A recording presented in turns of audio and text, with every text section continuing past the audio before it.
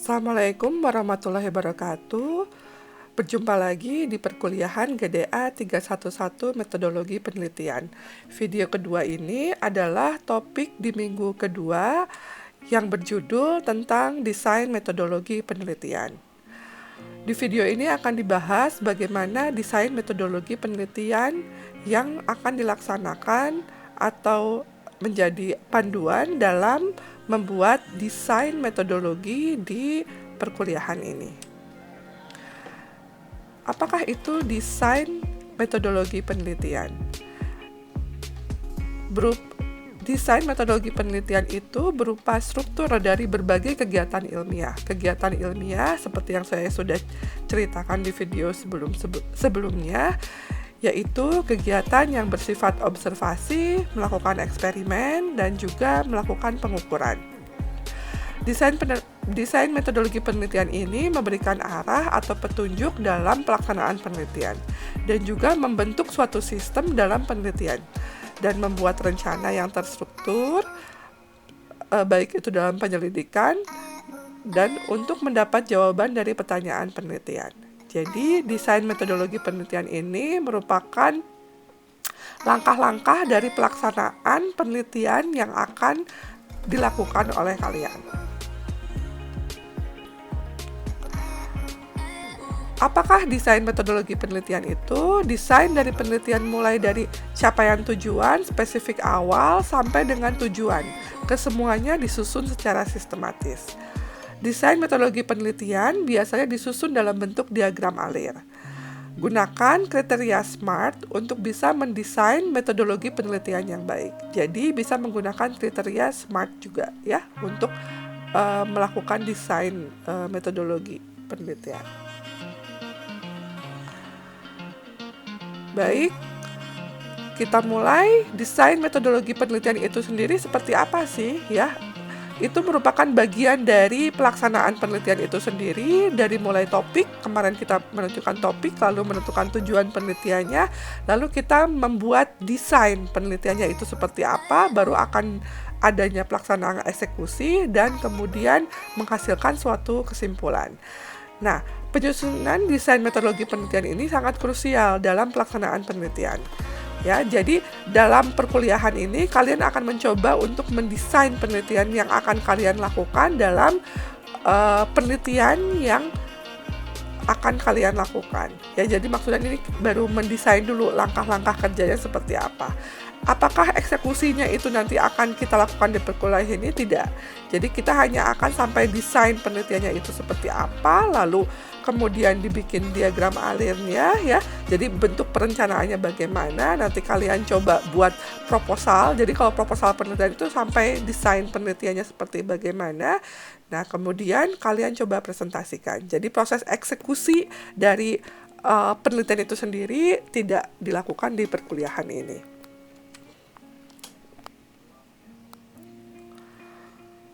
Nah, deskripsi dari metodologi penelitian itu sendiri. Jadi, sebaiknya dipilih desain penelitian yang sesuai dengan topik.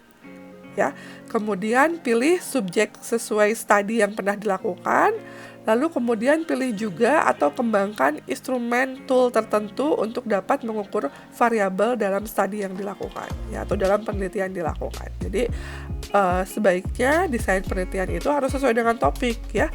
Lalu subjeknya juga harus sesuai atau hal-hal yang pernah dilakukan di penelitian-penelitian sebelumnya. Itu akan memudahkan kalian. Nah, kemudian pilih atau kembangkan instrumen tertentu untuk dapat mengukur variabel dalam studi ini.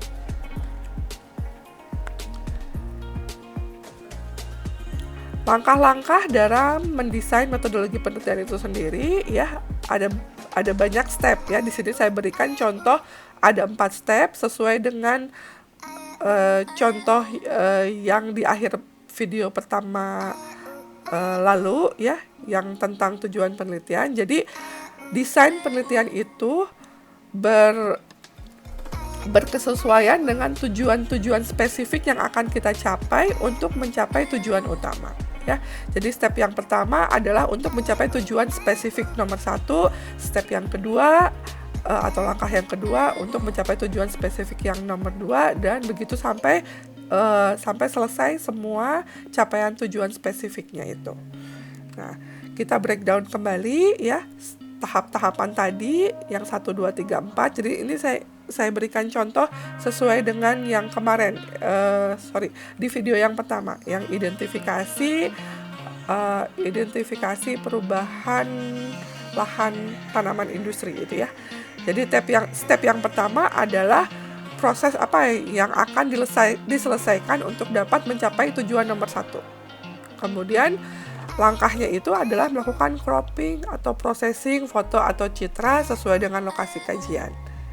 Step yang kedua, untuk mencapai tujuan yang kedua, proses apa yang harus kita selesaikan ya? Itu adalah kita harus melakukan digitasi tajuk pohonnya. Itu contohnya. Step yang ketiga, gitu sama proses perhitungan apa yang harus diselesaikan ya. Lalu tujuannya itu adalah mendapatkan perhitungan NDVI, prosesnya itu adalah perhitungan NDVI. Nah, itu adalah langkah-langkahnya ya sampai terakhir. Oke. Nah, jadi kalau kita buat langkah-langkah tadi menjadi suatu diagram, maka bentuknya akan seperti ini. Dari mulai awal ya, di sini kita mendapatkan data dulu. Artinya data pengumpulan data di sini yang data ortofoto dan ortofoto untuk NIR, kemudian ortofoto untuk RGB ya.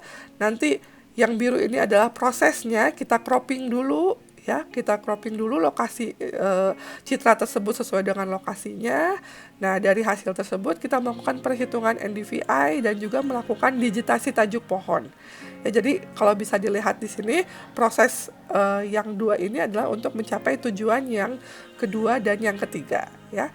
Nanti kemudian dari hasil tersebut ya, dari hasil yang A di sini ada proses klasifikasi, untuk digitasi langsung ada proses sebarannya. Nah, kemudian dari hasil tersebut ya, nanti akan dilakukan analisis. Ini kalau kita melihat desain penelitiannya atau diagram penelitiannya dari awal sampai akhir. Tadi kalau yang tujuan spesifik itu saya berikan contoh hanya 4. Nanti kalian bisa tambahkan juga ya. Step berikutnya adalah melakukan analisis. Jadi tujuannya adalah apa? Menghasilkan atau membuat suatu analisis tentang peta kesehatan. Contohnya gitu. Lalu dari situ ada lagi stepnya lagi. Nah, itu bisa. Jadi yang 4 tadi sebelumnya saya cuma berikan contoh 4. Walaupun pada kenyataannya dalam diagram alir ini ada 6. Ya. Jadi kalau tadi bisa dilihat, tadi saya tunjukkan step-stepnya seperti apa, lalu bentuk desainnya adalah seperti ini.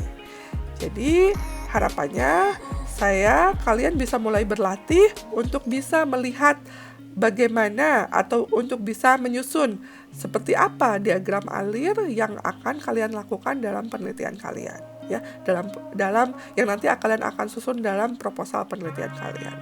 Nah, jadi di tugas sebelumnya saya sudah minta kalian untuk menentukan tema, tujuannya gitu ya. Nah, setelah itu kalian coba desain nih langkah-langkahnya seperti apa gitu ya.